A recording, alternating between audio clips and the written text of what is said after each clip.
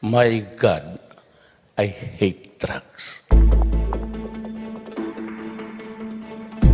Just because we have not said anything in that regard does not mean we're not doing it. So I asked Justice Carpio, I appreciate your nationalism, but come on. Look at the statements that we just made. By insisting on ASEAN statements, aren't we asserting and working with other countries with similar claims? All other claimants are from ASEAN. In diplomacy, you don't really have to announce everything that you're doing. Our guest today, House Committee on National Defense, Vice Chairman Rufy Biason. So, Congressman, you filed a resolution looking into, well, two things: calling for an inquiry on the Chinese deployment of military hardware, yes, and to convene the NSC to create a national policy. Let's start with the NSC to create a national policy. Why the need to file a resolution on convening the NSC? Well, this is our way, my way of initiating something from Congress to express its desire to have the NSC convene and come up with that policy. Of course, calling for the convention of the NSC is the President's prerogative. So I just wanted for Congress to be able to express its sense. This is us expressing our concern, serious concern about what's going on in the South China Sea. Of course, it's just a resolution that I filed. Yeah. It's still up to Congress to adopt that resolution. Are you getting a lot of support from your colleagues at the House? I haven't heard any vocal support yet. I've just heard some congressmen express their views about this issue, which I think we share in common. And what would be the agenda for convening the NSC, and who are the members of the NSC, sir? Well, there are lots of members, among which are members of the cabinet, like the Department of National Defense, Department of Foreign Affairs, even our economic team is there. The chairs of the committees of foreign relations and defense in both the House and the Senate. Chair and vice chair, or just chair? Just the chair Okay. of those committees. Even former presidents are part of the National Security Council. So there are lots of members who could give their collective wisdom based on experience, expertise, for us to come up with a definitive policy. Because the seriousness of the issue, I think should compel us to do this in this proper way. But when you talk about national policy, what should our national policy be regarding this?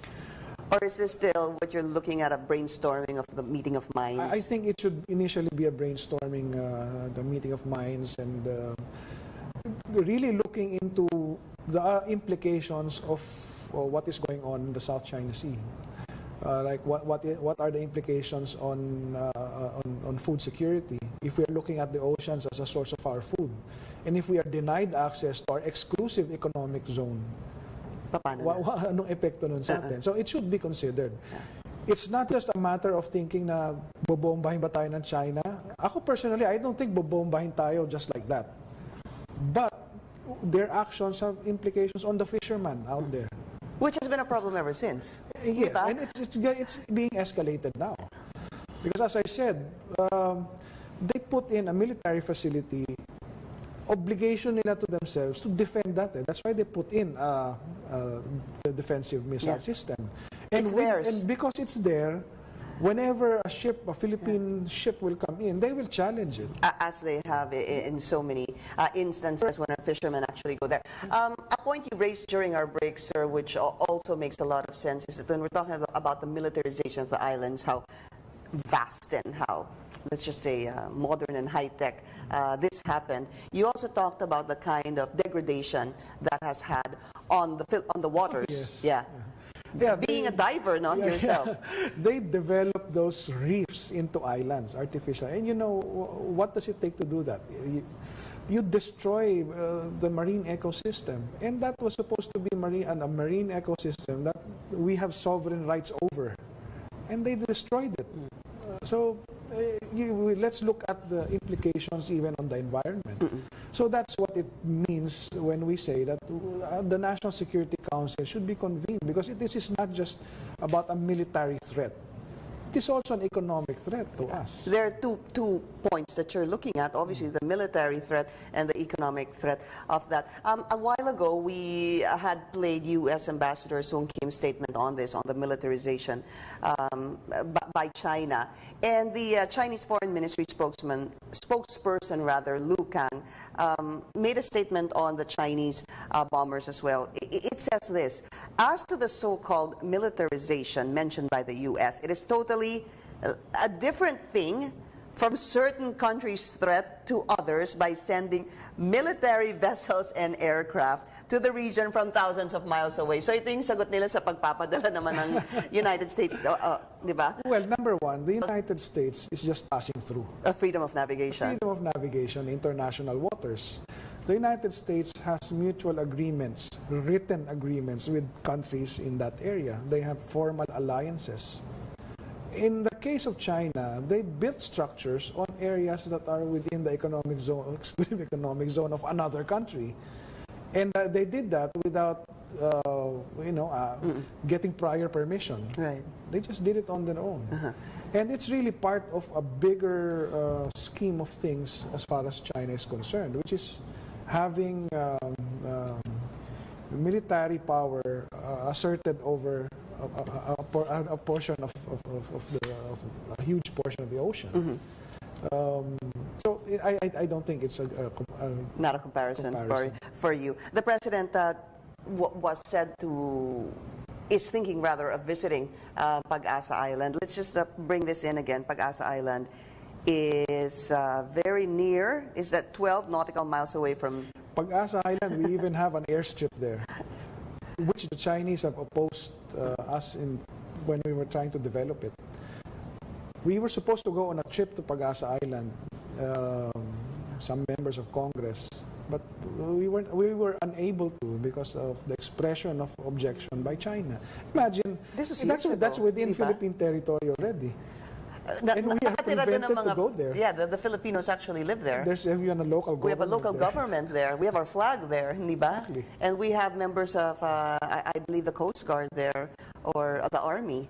So, but if the president visits Pag-asa Island, Congressman, what kind of implication would that? Well, it's an assertion of our sovereignty, and I would like to be there with him if he goes there. It would bolster the morale of our troops. We seem to be forgetting that we have about less than 20 soldiers on a ship, the BRP Sierra Madre. The aging Sierra Madre, nilagay natin doon sa isang reef to assert our sovereignty over those reefs. But even the provision of supplies to those soldiers are being objected to by China. Ano ba naman yan? And then sila maglalagay ng missiles doon sa exclusive economic zone natin within their reach. All right.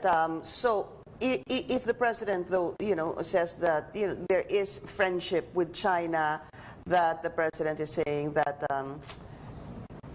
the President Xi Jinping would not allow him to be ousted and will not allow the Philippines to go to the dogs, and then there is this militarization in parts claimed by the Philippines. Congressman, would that be some sort of is there a conflict of interest there that you see?